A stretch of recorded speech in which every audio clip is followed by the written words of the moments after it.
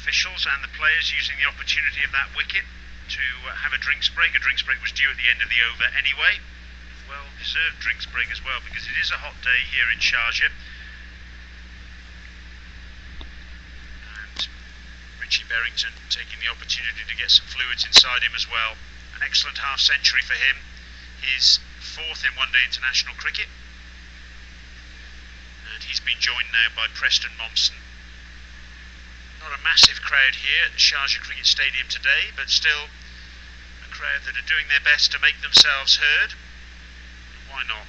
They've seen some very interesting cricket in this match thus far. Afghanistan winning the toss, opting to bowl first, which surprised a few of us, given that the expectation was that the surface would probably get slower as the day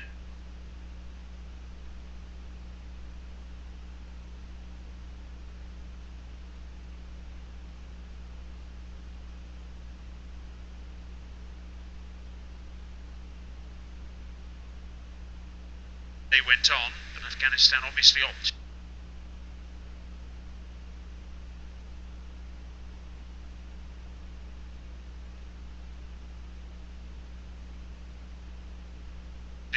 to chase.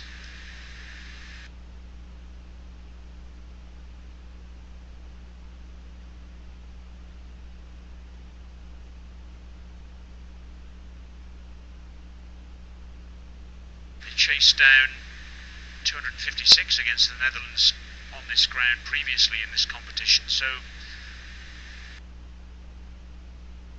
they're confident in that regard.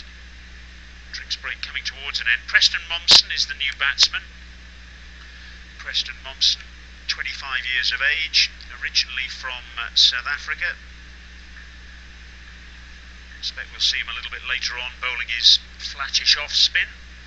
Bats in the middle order these days, although his highest score in one-day internationals, indeed his only 50 at this level, came as an opening batsman against Ireland in the Netherlands in the final of the ICC World Cricket League Division 1.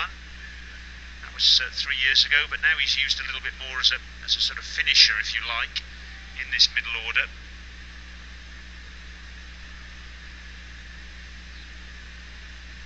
Scores in this tournament: 34 against the Netherlands, 20 against Ireland, 8 against Sri Lanka, which wasn't in this tournament of course, and 5 against Canada. They're his last 4 scores in one-day internationals. Averages 19 with the bat, and now he's facing Dawlat Zadran. And that just suggests that shaping back into the right-hander, but well played by Mommsen. And the end of the over, a successful over for Dawlat Zadran. 15 overs to go, 133 for 3 is the Scotland score. Richie Berrington on 51, Preston Mommsen, the new batsman, yet to get off the mark, just having faced that one ball. 3 batsmen to have been dismissed thus far: Carl Kutzer for 23, Callum MacLeod for 9, and in that last over, Matt Machin caught behind by Mohammad Shahzad of Dawlat Zadran, his second wicket, and he fell for 44.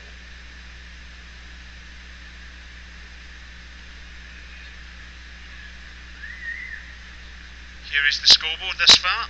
Preston Mommsen yet to get off the mark.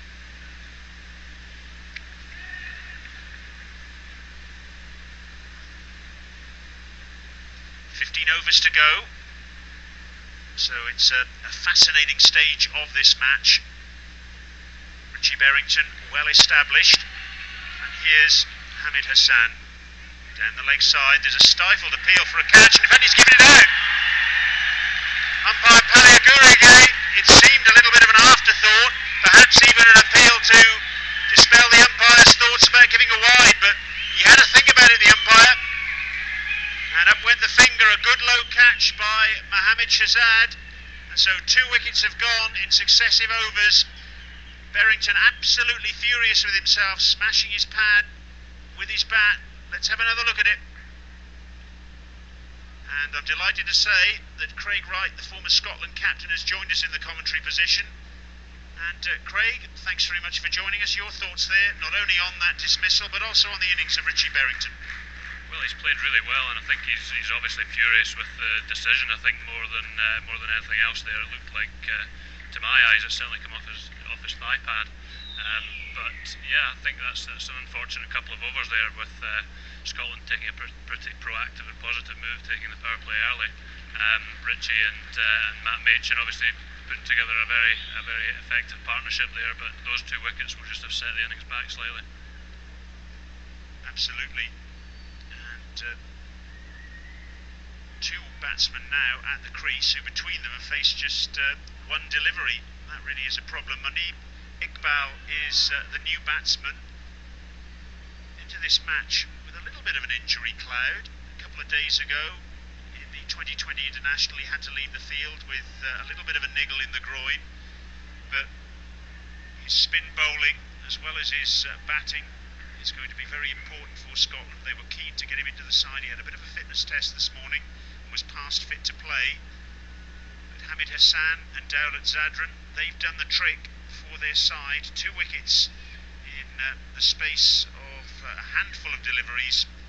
And now Scotland just on the back foot a little bit after that excellent partnership between Machin and Berrington, which was worth 99 for the 3rd wicket.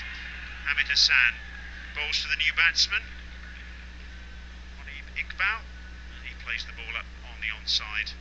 No run. 133 for 4. Craig Wright, the former captain of Scotland, with us in the commentary position. Craig, thanks very much for joining us, and perhaps you could start off by just telling us what you're up to these days. Now you're no longer charging in from the top end. I don't know if I was ever charging in, but I'm in charge of our performance development programme now. So the under-19 flick down the leg side there from Muneeb. Goes for 4. So yeah, I'm in charge of our performance development programme, so everything from our under-15 regional programmes right up to the national under-19 programme. So, you know, obviously hoping to push a few players through to the national team. We've been quite good success over the last few years, getting players that are coming out of the under-19s into the national side. Obviously with the change of eligibility rules, that will be slightly more difficult.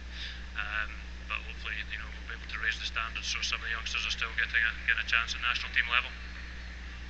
Slower ball from Hamid Hassan. That's called a wide. Previous delivery had just shown signs of tailing into the right-hander, a little bit of reverse swing.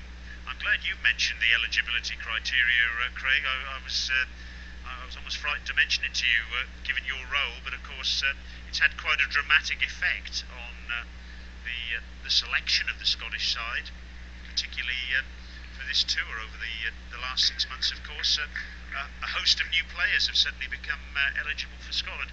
How has that been received by the rank and file in Scotland? Well, I think as expected, it's had a mixed reception.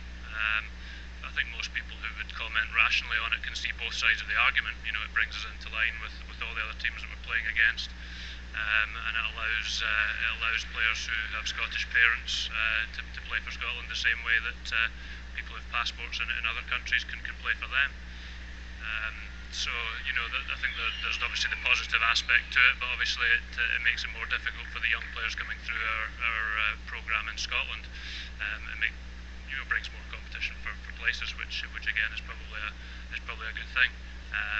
But then you'll have people just seeing it as a complete negative, and people who are not involved in the Scottish scene playing for Scotland and a less recognisable lineup. But I think if you're looking at it, objectively, there's more positives than negatives to it. Yes, it's a difficult juggling act that the Scotland selectors have got now. Fine leg up in the circle.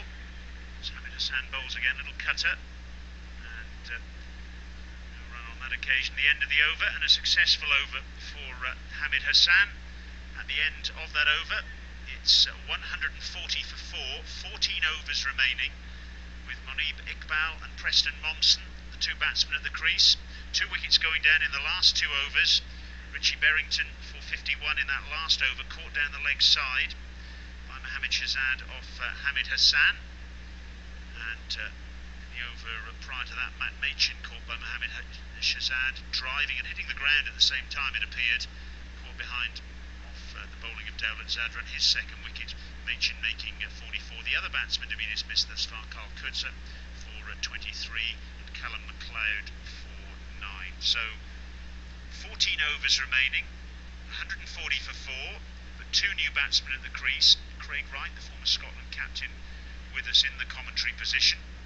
There's confirmation of what we've had so far and what we've got to come. And looking at the batting still to come, David Murphy, a county player, the wicketkeeper, plays county cricket for Northamptonshire. Majid Haq, we know he's capable of wielding the willow. Ian Wardlaw, another player who's come into the lineup from Yorkshire. Gordon Drummond and Safayan Sharif. What sort of total do you think is realistic, Craig, with 14 overs and 6 wickets in hand? Well, I think one of the strengths of this team is that they do bat all the way down. I think there's players all the way down. I haven't seen too much of Ian Wardlaw, but certainly right down to Majid and Gordon Drummond. There's some guys who can make effective contributions, but I think from Scotland's point of view, they would certainly have wanted one of Berrington or Machin there to be still in at the other side of the power play, just to kick on. I think it's obviously set the Scots back a little bit, having 2 new batters at the crease. But hopefully, Iqbal, I think, showed some good form with the bat in the T20s, and Momsen's a dangerous player, so hopefully we can just start building another partnership here. Gulbuddin Naib is into the attack, replacing Dawlat Zadran at that far end, the Sharjah club end of this ground. He bowled tidily early on, got a wicket actually with his first ball, 5 overs 1 for 14 in his opening spell. Dismissed Callum MacLeod, caught by Mohammed Nabi, short extra cover. MacLeod falling for 9, and he's developing his bowling. Gulbuddin Naib, originally a batsman, now has turned himself into a very presentable all-rounder. And were you intrigued, Craig, this morning by Afghanistan's decision to bowl first? It was certainly a decision that surprised a few people that I've spoken to.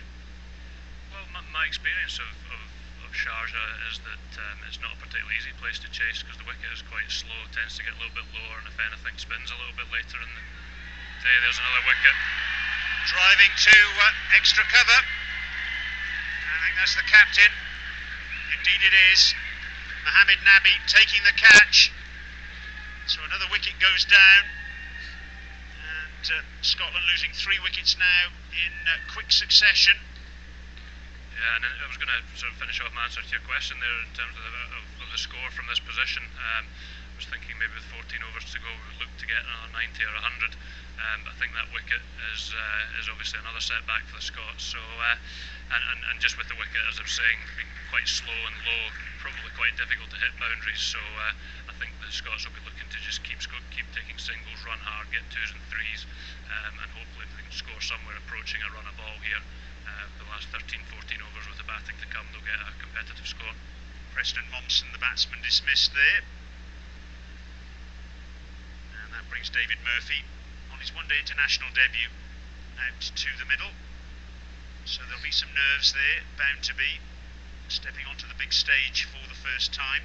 23 years of age, David Murphy, actually born in Welwyn Garden City in Hertfordshire. Played in the 2020 internationals that took place on Sunday and Monday on this ground. Made 6 not out and 4 not out in those 2 encounters. He's actually played 33 first-class matches in total, just over 1,000 first-class runs at an average just shy of 30. So he knows which end of the bat to hold. And confidently driving his first ball to cover. I think this is another good example of how the batting power play can actually work in the bowling team's favour. As I said before, Scotland took a pretty positive stance there, taking it 2 or 3 overs early, as quite often happens. You see two or three wickets going down, and as I said, Scotland on the back foot, needing to rebuild now. Yes, it caught me a little bit by surprise actually when they took it. Well, I think that the thinking behind it would have been that obviously Berrington and Machin were set.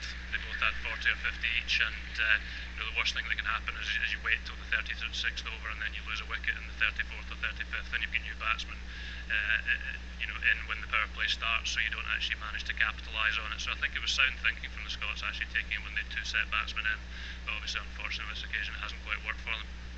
Absolutely, 3 wickets now in successive overs, 141 for 5, and Scotland back on their heels just a little bit. Eve Iqbal and David Murphy, the batsman at the crease now. Craig Wright, the former Scotland captain, is with us in the commentary position, now playing a very prominent role in development. And Craig, perhaps you could just offer a little bit of guidance to us in terms of what sort of numbers you're seeing coming through the programme now, and do you see an incremental rise in the number of youngsters who are taking up cricket in Scotland? Well, I think the clubs do a fantastic or play a fantastic part in that. A lot of the clubs really are shifting their focus now to what we call whole club development, and they're employing coaches where in the past they would have been employing professionals to make sure the first 11 were strong. I think now they're employing coaches and looking at school programs and bringing more players into the club to hopefully sustain the club long term. So hopefully in the years to come that will result in greater numbers and greater quality of players coming into the sort of the lower end of the performance programme which I'm responsible for. But we've tried to develop the opportunities that are better 14, 15 to 19-year-olds are getting, and as I said before, hopefully we're seeing some of the fruits of that with more players getting into county academies, and quite a few of the lads have managed to break through into the national team over the last few years. But like I said before, they're obviously going to have to raise their standards even further to make it in now with the increased competition that we have with the changed eligibility rules. A little bit of reverse swing there for Hamid Hassan. He appealed for LBW. Umpire Paliaguri again, not interested, feeling it was more bat than boot or pad.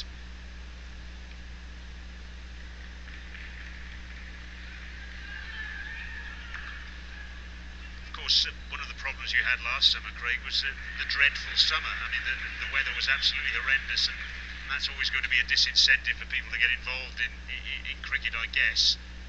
But on the other side of the coin, during the winter here, the Scotland side have been able to spend a fair amount of time abroad, I think, haven't you? Well, I think it's a crucial thing, the weather actually, because the players, the young players, even young players in clubs at 10, 11, 12, every day or every opportunity they miss because of the weather is an opportunity that they don't get back, and that's very unfortunate, especially when we have a summer like we did last year, because there's a lot of young players missing out on an awful lot of opportunity, which they won't get back in terms of that chance to practice or play, wherever it might be. So, it's one thing we really are trying to develop is the overseas opportunities and taking young players as well as the national team to train and play overseas, where you obviously get a good level of competition and better weather. That looks close. Big shout, not out, says umpire Paliaguri.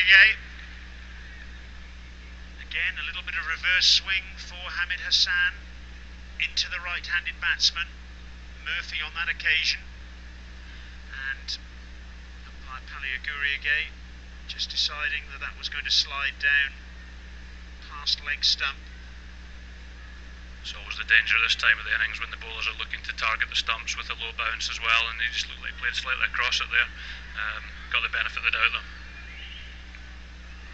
Bit of a reverse swing coming in there as well by the looks of it. Hassan obviously a very proficient reverse swing bowler, very dangerous, possibly even more dangerous with the older ball than is with the new ball. Coming back to that rotten weather in the northern hemisphere over the past summer, I suppose on the other side of the coin you did get the opportunity to take the under-19s away to the under-19 World Cup, which was in northern Australia, so that would have been a fantastic learning curve for them. I know there's none of those players actually here with us now, but how many of them are on the cusp, if you like, of the international scene? Well, I mean, that experience just emphasised the importance of being involved in things like that, in conditions like that, playing against opposition like that, because the development that you see in the players over 3-4 weeks. It was incredible. And there's a good core of that team who have got a real chance of being real good players, hopefully for Scotland in the future. Freddie Coleman, who's been signed by Warwickshire, Matthew Cross on the books at Notts, Gavin Main, a young seam bowler at Durham. And quite a few of the others are on programmes in MCC universities. So we've got high hopes for a few of them, and like I say, hopefully they'll keep working hard to try and push some of these boys that we're seeing out here today, push them hard for the places in the national team over the next few years. And of course we've heard a lot of headlines about what Ireland are doing at the moment in terms of trying to get some sort of first-class structure in place. They're really looking to develop and recruit coaches and support staff for their 3 provincial regions that they're looking to get in place, and they've already outlined their desire to try and get test status if they can, or full member status by 2020. 2 runs there to Monib Iqbal, steering the ball down to third man, takes the score up to 144 for 5 in the 39th over. Where are things going in terms of the domestic structure with Scotland, Craig?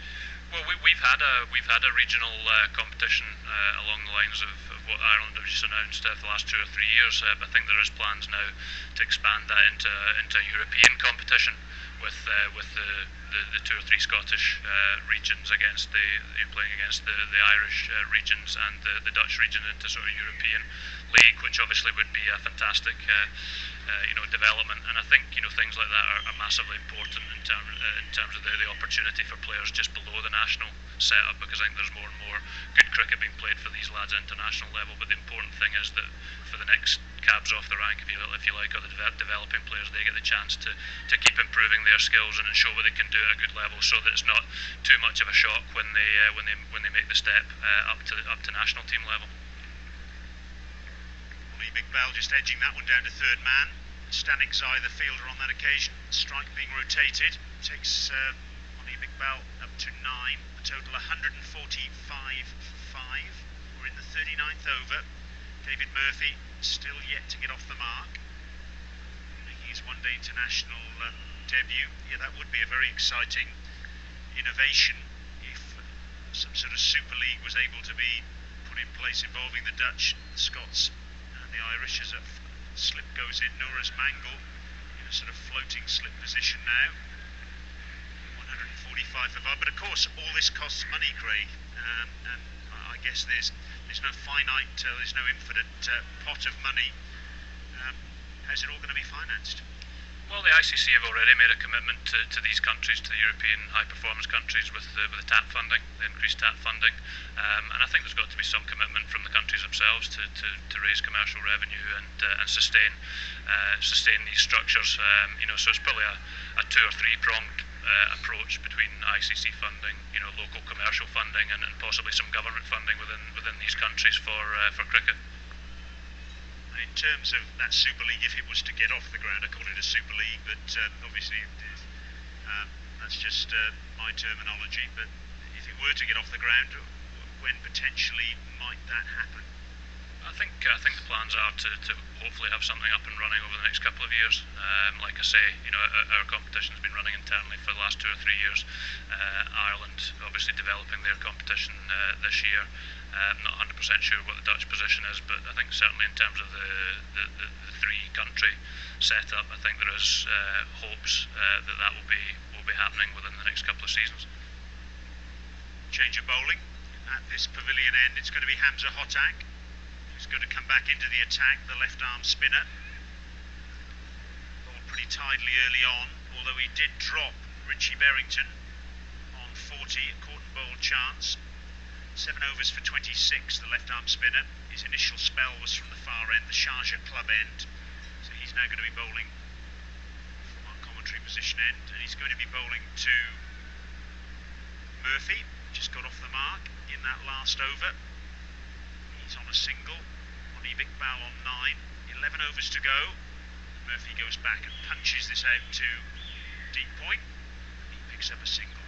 Yeah, I thought when he put down that cotton ball chance off Richie Berrington that it was going to be costly for the Afghans, but obviously, unfortunately, Richie's been given out caught down the leg side, because he is someone who has got the ability to go on and make big scores.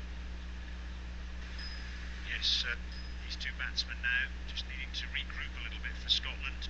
It's nicely tossed up by Hamza Hotak. Fields on the matting which covers the 4-day pitch. And these two sides are going to be doing battle on in a few days' time in the ICC Intercontinental Cup. This, of course, Craig, is a venue that'll have happy memories for Scotland in terms of that particular tournament, because Scotland won the inaugural ICC Intercontinental Cup here against Canada. But I hate to say it, it's 9 years ago now. It makes us all feel very old. Do you remember that? I do remember it well, and that was obviously a special couple of days. We had some difficult days here as well, playing on some of the flattest surfaces I've ever experienced in my career. But you know, it's always great to experience different conditions, and you know, in terms of that's outside the line, I would hope. Yeah. But yeah, it's always great to experience different conditions, and the challenge of playing on surfaces like this, obviously in this sort of weather, is a little bit different to back home, and really test the players' skills. Yes, it certainly has warmed up over the last few days here. So Hotak bowls once again. I think you guys have been here now since about the 21st, 20th of February. So you've been here for a couple of weeks now. How have things gone from a preparation point of view? Obviously, you lost the two 2020 internationals that were played on Sunday and Monday. Just to recap, incidentally, in case you've just joined us, 147 for 5 is the score. 10 overs to go in the Scotland innings. They were put into bat with Monib Iqbal on 9 and David Murphy on 2, and with us in the commentary position, former Scotland captain, now part of the administration for Cricket Scotland, part of the development of the game in the country, Craig Wright. Yeah, well, I've only just arrived myself. Only just got here last night. I'm here for some meetings, but so I haven't seen the other games. But obviously, you know, the lads had 2 or 3 practice matches. What's happened there?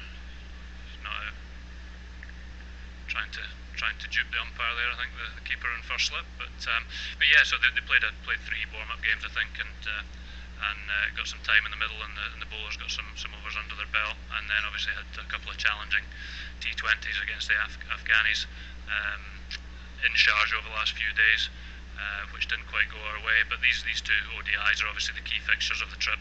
Great shot that. Whipped away on the onside by Murphy into the gap, and again a misfield. There's been too many of them from an Afghan perspective. The man there committing that particular sin in the field, Mohibullah, one of the debutants, out at deep mid-wicket, so 2 runs to Murphy.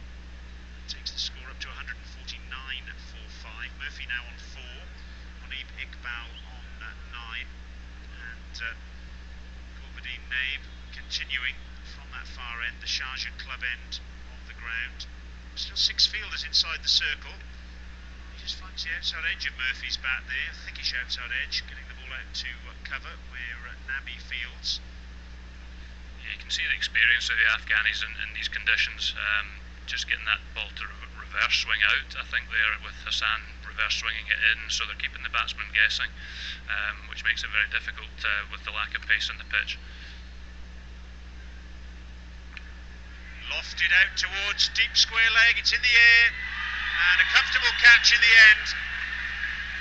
So the pressure tells,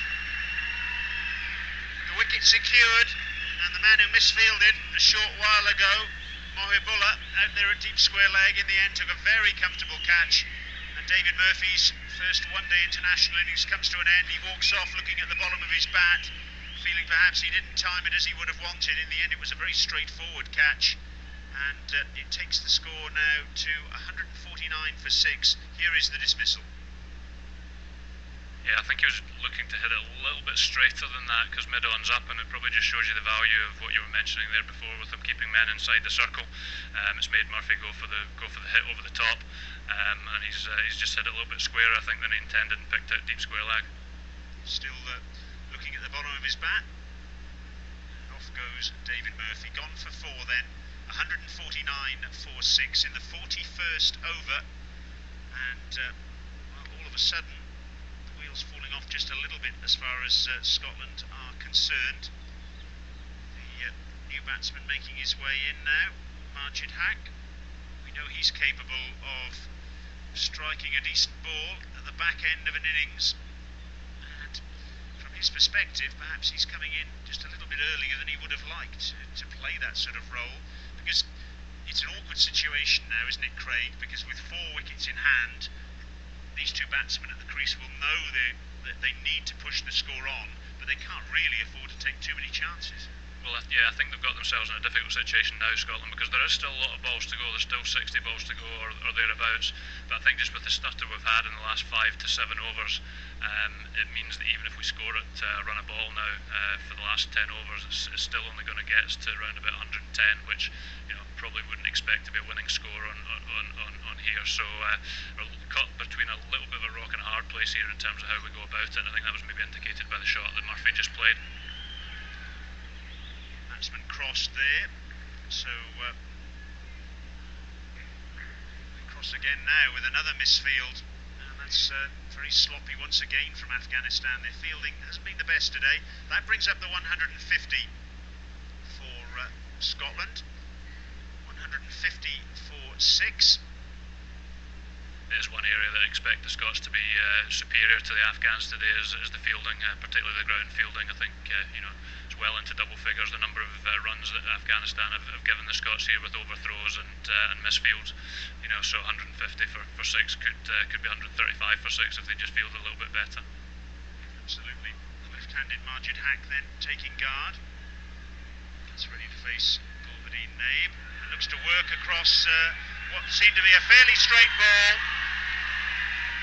and that is something that the umpire at that far end, Sarika Prasad, agrees with. It was a straight ball. Majid Haq playing all around it, and he's trapped LBW, gone first ball for a duck, and Scotland now, who were at one stage 133 for 2, now 150 for 7. Yeah, probably fair enough. That I think just swung back, and it just shows again what I was mentioning before, the benefit of bowlers being able to actually move the ball off the straight, even on flat pitches. Move it in the air rather than off the pitch, and that ball did look like it just straightened down the line and probably would have hit middle and leg stump.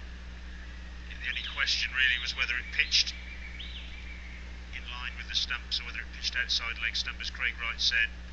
He's with us in the commentary position, the former Scotland captain. Just looking at that replay, there didn't seem too many doubts about any of the criteria. So now Scotland in some difficulty. They were 133 for 2, remember, when Matt Machin was dismissed in the 35th over. Now they are 150 for 7, and the captain comes to the crease. They certainly need a captain's innings here, do the Scots. Gordon Drummond making his way out to the middle. Very capable player, averages 23 in one-day internationals in 26 matches. Certainly, I've seen him in the past strike a pretty decent ball. I remember innings he played at the back end of a one-day international against the Netherlands in Amstelveen in the World Cricket League Division 1 3 years ago. He made 33 not out on that occasion. His highest score in one-day internationals is 35 not out, and that's actually come against Afghanistan. That was in air 3 years ago. He's not on strike now. He's at the non-striker's end. And it's Muneeb Iqbal who's on strike to Hamza Hotak. But as you were saying, Craig, at least there is some depth here in the Scottish batting, some opportunity to rectify what's gone wrong here. Yeah, there is, and it's going to be tested now. But I think Gordon, is a very capable batsman, scores runs in club cricket, and perhaps actually has on occasions batted a place or too low in the Scotland team. But it's one of the things that happens when you do have a lot of all-rounders. But he is capable of getting 30, 35 here and getting Scotland up to a competitive total, without doubt. So I remember seeing him in the final of that World Cricket League Division 1 as well. He made 30 against Ireland in that final, when Scotland had another little bit of a middle order wobble. He came in, played some shots, got the side up to a decent score. It wasn't enough in the end. Ireland won the trophy on that occasion, but he gets off the mark there, first ball, punching the ball down to long off where Hamid Hassan fields. 152 for 7, we're in the 42nd over. That's beautifully tossed up by Hamza Hotak, almost daring the batsman to go down the ground. Muneeb Iqbal interested on that occasion. He's on 11. So Hotak in again. A little bit of hesitation over the single to cover. It's not there in the end. And he is a player who thrives on pressure situations, and there's no doubt with Scotland losing those 5 quick wickets, this is a pressure situation now, and this is a good opportunity for him to make a real impact on this game. It's the end of the over, and it's a very tight over from Hamza Hotak, and almost as importantly, it's an over which he's got through very, very quickly indeed, just to add a little bit of extra pressure as far as the Scotland batsmen are concerned. The 2 batsmen out there now, Gordon Drummond and Munib Iqbal, having a chat in the middle. 152 for 7 with 8 overs to go. What sort of thing would Gordon Drummond be saying to Munib at this stage? What would he be trying to say? Well, look, this is our target, this is the way we're going to play it at this point in time. Yeah, I would expect so. I would expect them to be talking about remaining quite positive, but taking some low-risk options to try and keep the board ticking over if possible. There's no point just using up balls now. I'm sure they'll be speaking about looking to score, but with low-risk options, just to try and get 5 and 6 and over here if they possibly can, to get up to something above 200. Yeah, run a ball from this point in time gets Scotland to exactly 200. As Drummond goes over mid-on, only just is good enough, and he'll get 4. Well, what was I saying about low-risk options? Yeah, fortune favours the brave there, because he must have had his heart in his mouth there at one point in time. It looked as though it was going to be, I think it was Dowlett Zadran there at mid-on, leaping high in the air, and just for a second it appeared as though he was going to pull that catch in. Well, I mean, the other option here is, as I said, Gordon's an extremely good ball striker, particularly straight, both mid-on and mid-off are up. And actually a little bit of a counter-attack here might actually not be the worst idea, because it's probably the last thing that Afghanistan will expect. Yeah, that's good thinking on your part, Craig, to spot that with mid-on and mid-off up in the circle. It's very positive cricket from Afghanistan, in truth, though, isn't it? With 6 fielders inside the ring, it just puts the emphasis back onto the batting side and say, right, over to you. Well, absolutely. I think what it does do is it doesn't allow Scotland to get easy singles and do what I was probably talking about before, getting 5 and 6 and over, just doing it easy. So they have to take a few risks, as we just saw Gordon taking there. Punch down the ground, and well, there's an appeal there by Gulbadeen Naib for some sort of obstruction of the field. I don't think there was any danger of that from Gordon Drummond. And Nawaz Mangal, the former captain, coming up to just pour cold water on the situation and have a bit of a laugh and a joke with the umpire at square leg. What happened there? Gulbadeen Naib trying to throw out Gordon Drummond just in case Drummond had strayed out of his crease, and didn't appear to me as though he had, and the ball just inadvertently hit the back. But all's well that ends well. Gulbadeen Naib on his way once more, running towards us.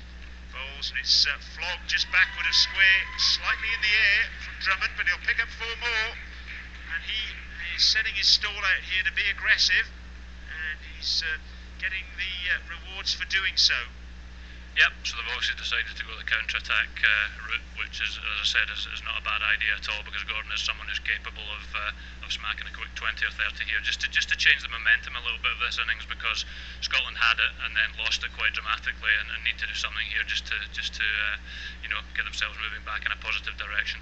Well, it certainly is positive from their point of view. They forced one of those fielders out of the circle now, from cover to deep cover. So that's good cricket. Also, slip that was in position has come to short mid-wicket, so only 5 fielders inside the circle now. We've got backward point, cover and mid-off. On the onside we've got a mid-on and a mid-wicket. Outside the circle, deep square leg, long leg, third man, and also that deep cover fielder in position. His long leg is more into action. Hamid Hassan, single for Gordon Drummond, the end of the over, and a very profitable over from a Scotland perspective. Gordon Drummond very quickly into double figures, onto 10, Munib Iqbal onto 11, and with 7 overs remaining, it's 161 for 7. Just to recap, in case you're joining us here on our coverage of the Pepsi ICC World Cricket League Championship here at the Sharjah Cricket Stadium. The batsmen out for Scotland so far after they were put into bat: Carl Kutzer 23, Callum MacLeod 9, Matt Machin 44, Richie Berrington 51, Preston Mompson 1, David Murphy 4, and Majid Haq first ball duck. So the change is being rung as well now by Mohamed Nabi. He's bringing himself back on. There's confirmation of the wickets that have gone down thus far, with Ian Wardlaw still to come. Punch down towards long off. But this is another interesting tactic that seems to have come in from 2020, Craig. The way that in the old days you'd have a couple of death bowlers and they'd bowl their 3 or 4 overs off the reel together. Now all of a sudden it seems very much in vogue at the back end of an innings to switch the bowlers around, just almost 1 over spells. Yeah, I think it's just really to stop the batsman getting set, because there's obviously a real element of premeditation now with the batsman in terms of which areas he's going to try and hit particular bowlers. So obviously if you're switching the bowlers around every over, every couple of overs, they don't quite get that opportunity. Another misfield there. They don't quite get that opportunity to set themselves and line up a particular bowler to target a specific area of the field. But certainly Nabi's one of the Afghans' most effective bowlers, especially in these conditions, just sort of skidding it through, bowling stump to stump, not giving the batsman any width to work with. Punch down the ground, and as we said, I suppose the minimum requirement as far as Scotland are concerned at this point in time is a runner ball for the remainder of the innings. Yeah, I think so. We've just got to scrape together something that might give us half a chance. I think if we took a couple of early wickets, and we can get 210, 215, maybe 220 if we play really well, and then nip out a couple early, then it just puts the Afghans under a little bit of pressure. And the way that they play, they'll give Scotland chances, I'm sure. If we can take our catches, then it gives us half a chance. And of course, Afghanistan very much under pressure because, given the situation they're in the ICC World Cricket League Championship table, lying down in 5th place, every game is virtually a must-win game for them. It's the end of another over, and with the spinners on, they're rattling through them. Afghanistan 164 for 7. Both these batsmen, Drummond and Iqbal, 12 not out apiece. 6 overs remaining, and I guess that pressure element, Craig, whether they like it or not, that will come into the Afghans' mind, the fact that they are win or bust, really. Well, yeah, I mean, reasonably, I think they're slightly unorthodox the way that they play. They're pretty aggressive, so I'm not sure that the type of batsmen who worry about run rate and that type of thing, they've got their method, they know how they want to play, and they'll come out and play that way. Like I say, pretty aggressive, looking to hit boundaries, and as I say, the way that they play, particularly the guys at the top of the order, if Scotland bowl well and hold their chances early on, if we can get to 210 and nip a couple out early, then they'll keep playing like that, and hopefully we'll be able to capitalise on that. And of course, it's a used pitch. This is the surface that was used for both 2020 internationals. Even in those games, we saw a couple of the Scotland batsmen on Monday night caught and bowled with the ball not coming onto the bat. So Dawlat Zadran comes back into the attack, and he's carved away by Drummond to backward point. So pace off the ball might be key as well later on. Yeah, I think so. I think it looks like the sort of wicket that's probably going to be easier to play when the ball's harder. So again, that'll probably reiterate what I'm saying in terms of Afghanistan coming out and being really pretty aggressive against the Scotland seamers to try and get themselves away to a bit of a flyer. And I see, certainly saw in the T20 game, Scotland bowled a lot of their spin options in those matches, and I'm sure they'll do the same again today. Slower ball to full toss, clobbered out towards deep mid-wicket, and a good bit of work out there on the boundary by Mohibullah. I think he's managed to keep it in. We haven't got a third umpire here to just have a look. It was a line ball decision, and he says he made it okay, and the umpire at square leg, Gurige, happy to take his word for it. But still 2 runs to Gordon Drummond, continuing with that aggressive approach. He's on to 14, 166 for 7 in the 45th over. As once again, Dawlat Zadran bowls, clobbered to extra cover, doesn't really time it. Scotland captain, fielded by Gulbuddin Naib. Would there be a thought, possibly, Craig, of, as you say, with the new ball coming onto the bat, perhaps the best time to bat, even a thought of someone like Marchid Hack opening the bowling, maybe? Yeah, definitely. Absolutely, and I think, I'm not sure would be Majid. I think perhaps Matt Machin might be the option, but certainly an option. Probably a gamble. I think he's hit that. Yeah. I think it would be a gamble, because I don't expect the Afghans to just pat it back. But certainly in these conditions, might be a good option to take. Like I say, I think the Afghans would go pretty hard against it if it was spin, but I think they'll go pretty hard whether it's spin or seam, to be honest. The likelihood is, I gather, that Mohammad Shahzad is going to open the batting with the former captain Noraz Mangal, and we know Mohammad Shahzad certainly has never died wondering, that's for sure. Whenever he's at the crease, in fact whenever he's on the field, it's entertainment. This ball's worked out towards deep backward square leg. They've run one, that's all they'll get. Good work from Mohibullah out there, the debutant, coming in from deep backward square leg. So on the other side of the coin, it could actually be a positive, because the batsman's eyes light up, and as you mentioned earlier, with fielders inside the circle, it can almost force the error. Yeah, well, I think that's what I was saying. I don't think it matters really to Afghans whether they're chasing 200 or 300. I think they'll still approach it in the same fashion. But it does mean the way that they do play that they could be, they could quite easily be 20 for 3. Like I say, if Scotland bowl well and hold their chances, but by the same token, they could be 50 for none. So off 4 or 5 overs. But Shahzad's certainly a danger man, especially in these conditions where the sort of quicker bowlers, there's no pace in the pitch for the quicker bowlers really to get it up in and around his sort of rib cage, which he maybe struggles a little bit more with than the ball that's not bouncing above stump high, such as it will be in these sort of conditions here. And that's obviously, presumably, the reason why someone like Gordon Gowdy missed out today. Disappointment not to see him, but at the same time, it's a horses for courses selection, I guess. Yeah, I would say so. Scotland have obviously got a couple of guys with a little bit of pace, Wardlaw and Sharif, who can bowl a heavy ball, and attack the sort of rib area and discomfort him. But like I say, just it's nullified slightly, that tactic, by the slowness of the surface. Mohamed Nabi, 5 overs to go. Drummond goes back and works that ball into the onside, just a single, but this really is good intelligent cricket from Gordon Drummond. He's come in, he's been positive right from the outset, he's played a few shots, and he's just wrested a little bit of the initiative back from Afghanistan towards Scotland. A little bit of turn there for Nabi. He's still got 5 fielders inside the circle though, even at this stage in the 46th over.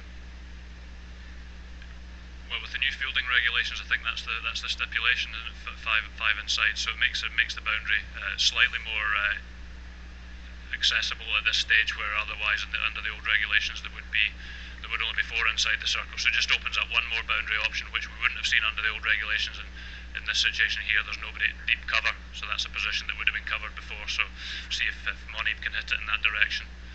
It's difficult against that sort of delivery though, but maybe a reverse hit or reverse pull might be the option here. Yeah, the new regulation came in the first one-day internationals. It was seen in I think it was Sri Lanka against New Zealand last October, November. What do you, as a bowler, I suppose it cuts both ways, doesn't it, Craig? Because you can be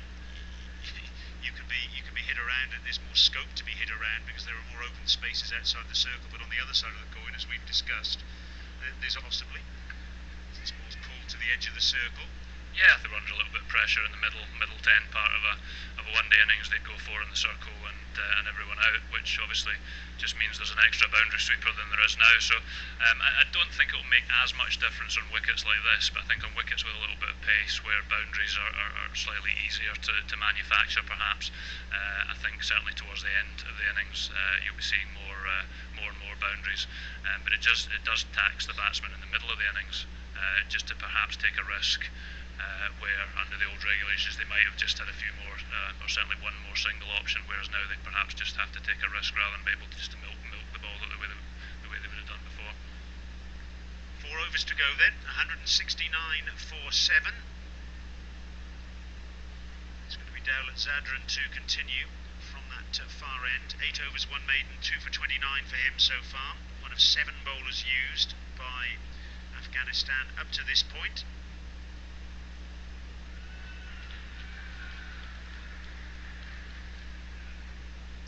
Extra bounce there, just inconveniences on Monib Iqbal, shy at the stumps by the bowler, but they're comfortably through for a single, and that surprised the batsman. It surprised me a little bit as well, because as the ball's got a little bit softer, we haven't seen the ball just kick up a little bit like that, but he's a skillful practitioner, is Daulat Zadran, and he's a little bit quicker than he looks as well. Yeah, it looks like he just skids on a little bit. Maybe he's holding the ball across the seam now, just to get it to bite into the surface and maybe just lift a little bit more from back of a length there. But really important, 23 balls coming up for Scotland. It's really important that we maximise what we can get off these 23 balls to give us something to bowl at.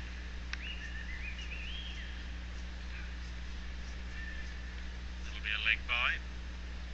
Interesting that mid-on was back at the edge of the boundary. We saw Drummond earlier clear mid-on off Gulbadine Naib, and that was where he was looking to hit the ball once again, or possibly wider of mid-on, but he's made his intentions clear. 7 bowlers used: Hamid Hassan, 1 for 31, Shinwari, the leg spinner, none for 17, Gulbadine Naib, he's picked up 4 for 30 today, Nabi, none for 21, Hamza Hotak, none for 30, and Shah on debut, Ramat Shah, none for 10 in 3 overs. Good work there by Hamid Hassan, and even as a Scotland man yourself, Craig, you must be pleased to see Hamid Hassan back in action after a lengthy absence with that knee injury he sustained in the ICC Associate and Affiliate 11 match against England back in January 2012. He really is a top quality player at the Associate and Affiliate level, isn't he? Yeah, absolutely, and you want the best associate players playing. Maybe it would have been good if he'd come back after these couple of games, but but no, I think it's great to see players at that level in the associate game. Scotland have obviously got the likes of Richie Berrington, who made one of the first, maybe the 4th or 5th 100 in one-day international cricket against Bangladesh, in T20 cricket, against Bangladesh last year, and I think that the gap is definitely closing in terms of the standard of player that there is in the associate game now. Slower ball, and it's flogged through cover for 4. It was spotted very early there by Gordon Drummond, who was giving himself some room, and he picked the gap absolutely perfectly. No need to run for that. Drummond moves on to 20, 178 for 7, and again, good aggressive cricket from Gordon Drummond gets its reward. Yeah, great little counter punch here from the moment he came in. Gordon's looked to be positive and looked to, as I said, change the momentum back in Scotland's direction. And this could be a really important little partnership here in the wash-up of this game. Certainly could. It's causing a few flutters out there among the Afghan players. Quicker, fuller there. Drummond still giving himself a little bit of room, managing to get the ball up to mid-off, and again a sloppy bit of fielding, backing up by Nawaz Mangal. He wasn't able to stop the ball, but luckily for him, the debutant Mohibullah was there to tidy up behind him. But it's good news for Scotland at the moment, because Gordon Drummond has pitched the bowling. He's in very good touch.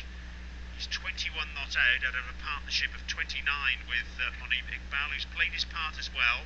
He's on 17, 179 for 7. We've got 3 overs left to be bowled, and it's been a funny sort of innings for Scotland, really. They lost a couple of early wickets after a deceptively rapid start from Kyle Kurtzer and Callum MacLeod. Then there was a partnership of 99 between Richie Berrington, who made a half-century, and Matt Machin on one-day international debut. They got to 133 for 2 at one stage. The power play was taken.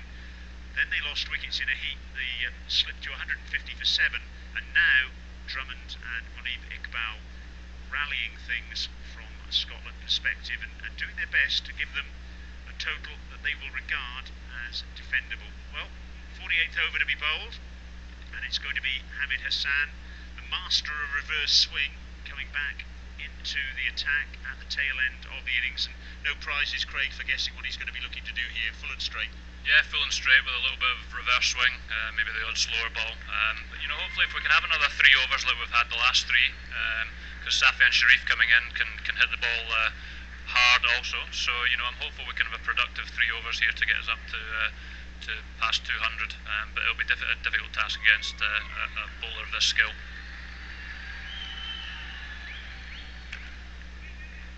Lob into extra cover, and it's well fielded by Shinwari.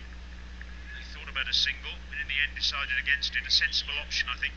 It's probably important, I think, from Scotland's perspective, Craig, to get as many balls as possible for Gordon Drummond to face. Yeah, absolutely, and I think he's chosen the right option there. He was expecting the ball full and straight, so he's given himself a little bit of room to try and hit through the offside because there's nobody sweeping at cover. It was just unfortunate he picked out the cover fielder. Somehow that's missed the off stump. It's a little inside edge, in fact, and it's taken behind the wicket by Mohammad Shahzad. So Hamid Hassan comes on, gets the breakthrough. What a good breakthrough that is from Afghanistan's perspective. Gordon Drummond giving himself a little bit of room, trying to carve the ball away to that vacant cover area. A little feather and a comfortable catch for Mohammad Shahzad. Drummond goes for 21. It's 179 for 8. Yeah, again the right option given the field setting, but that's a wicket that's come about purely and simply because of the new fielding regulations. You know, in this situation, normally there would be a deep cover. Gordon might have chosen, I'm sure, to play a different shot, but that was the right shot in this situation. Just unfortunately, he got it on the edge of the bat rather than the middle. Applause for Gordon Drummond. 21 he made. The 8th man out, the Scotland captain. And that means that Safian Sharif is the new batsman, coming in just 21 years of age. This is his 4th one-day international. He's yet to be dismissed, actually, in one-day international cricket thus far. But from his perspective, one would presume now he'd be looking to try and give as much of the strike as he could to the established batsman, Monib Iqbal. Yeah, I'm not sure, to be honest, because Safi is a player who came out of the under-19 programme a couple of years ago, and he's a player who can hit the ball out of the park. So in terms of which of these two batsmen have the ability to hit, hit the ball for 6, if you like, then actually Safi might be the man. Obviously, more difficult coming in and doing it straight away against a bowler of Hassan's skill, but it might be that Safi actually, takes a few risks here and tries to get a couple in the middle of the bat because he is capable of hitting the ball a long way. He's a big man, and he's on strike now. Hamid Hassan coming in and bowls a full toss, and again a misfield inside the circle. Mohammad Nabi, the captain on that occasion, they think about 2, decide against it, but yet again a misfield by Afghanistan. They've been guilty of so many today, I've lost count. Yeah, there's no doubt they're a talented side, but it is one area of the game that lets them down, and there will be matches, I'm sure, that their fielding costs them.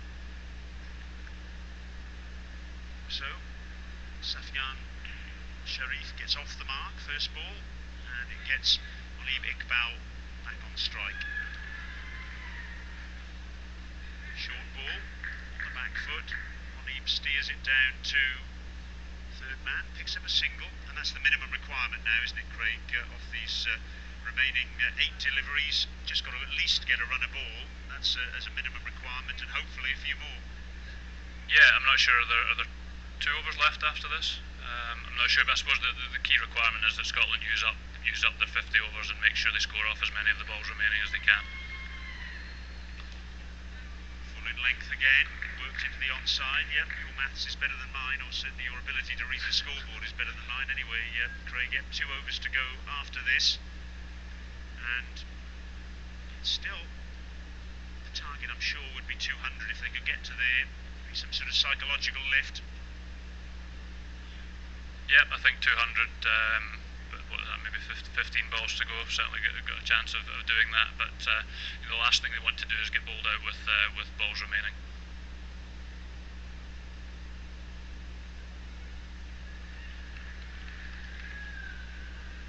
Slower ball, comes off the thigh pad, a rather fancy, well stopped down the leg side by Mohammad Shahzad. That's the end of the over, in fact, a successful over for Hamid Hassan.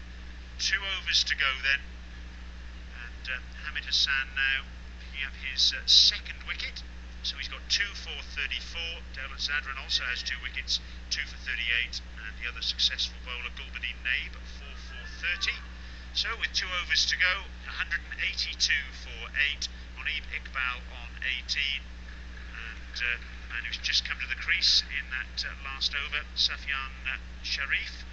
Looking forward to seeing him bowl a little bit later as well, as Craig Wright, former Scotland captain alongside me in the commentary position, mentioned. He can certainly get it through. He's just 21 years of age.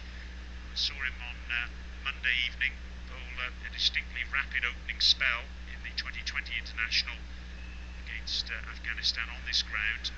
As Dawlat Zadran starts the 49th over, it's worked away backward of square on the onside, and a single to Safyan. Just give us a little bit of background about him, Craig, because I noticed he was actually born in Huddersfield. How did he come to be in the Scotland programme? Yeah, born in Huddersfield, but has come through our youth system, played for Scotland at a youth level. I think moved to Scotland because of parents' work, if I'm not mistaken. Extremely talented young cricketer, bowls a run out chance there. Bowls a heavy ball, bowls real wicket-taking deliveries, and as I say, has real ball striking ability with the bat. He's a strong lad, and he's got real potential. I'm hoping we'll see at least one or two examples of his ball striking ability in the remainder of this innings. Does he come on the radar of any first-class counties? Not to my knowledge, no. He's not one of the younger players who I think's had any sort of county contact. But certainly he's got the potential to get to that level. It's down the leg side, it's flicked the pad.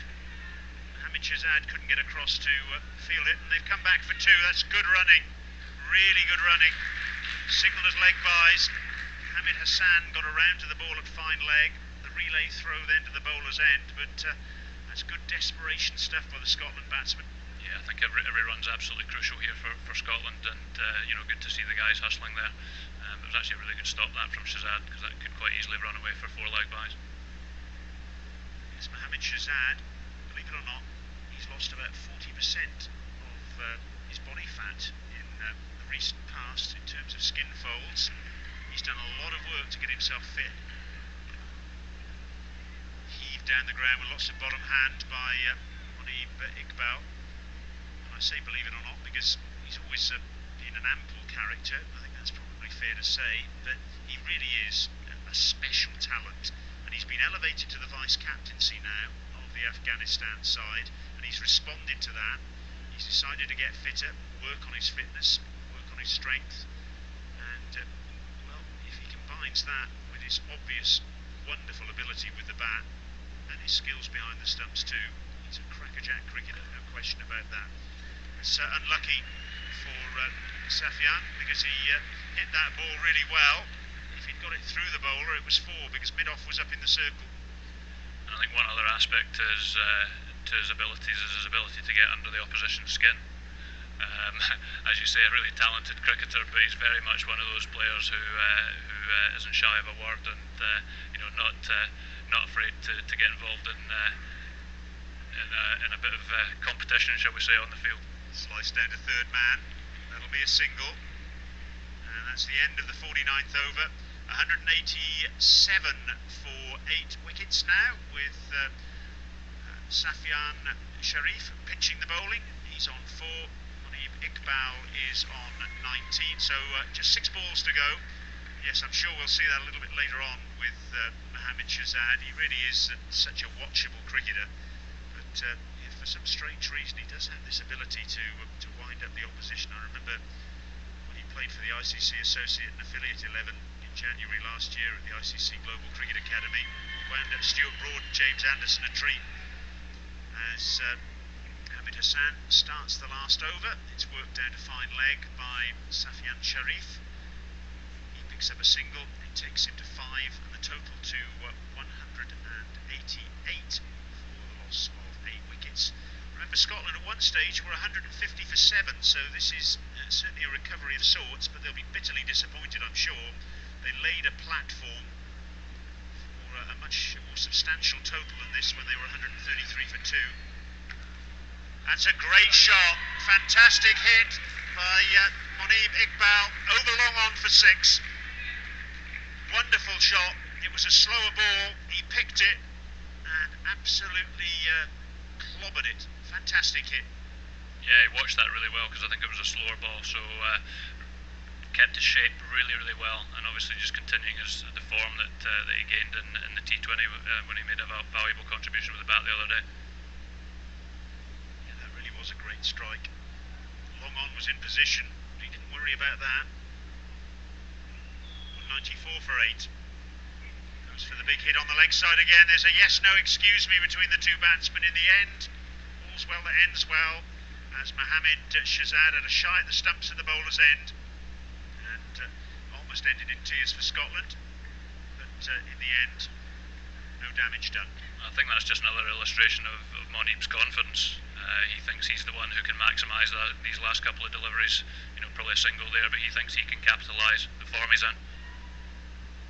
And that's well bowled by Hamid Hassan. A little bit of bluff and double bluff. The batsman giving himself a little bit of room, clearing his front leg, and a wonderful Yorker outside the off stump, and a dot ball, which is gold dust at this stage.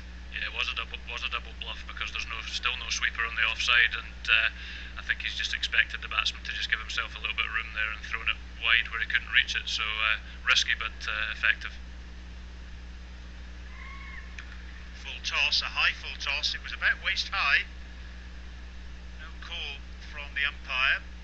Came off the splice of the bat to extra cover. 2 balls remaining then, and a single to Monib Iqbal, who's done a good job here. 26 not out, 195 for 8. So Safian Sharif has the responsibility to see if he now can get Scotland up to the 200 mark. That would be their basic requirement, one would have thought. Still no sweeper, as Craig Wright said, on the offside boundary. Fielders outside the circle, third man. And long off, long on, and deep backward square leg. And sure enough, it's blazed through the offside to where that sweeper may well have been. He wasn't there. In fact, that was the last ball of the innings, and it takes Scotland up to 199 for 8. So it means that Afghanistan, to win this match in the Pepsi ICC World Cricket League Championship, require an even 200, 4 runs and over. That's a good finish for Scotland. They were 150 for 7. They finished up 199 for 8. Monib Iqbal, 26 not out, and a nice finish there from Safian Sharif, 9 not out to him.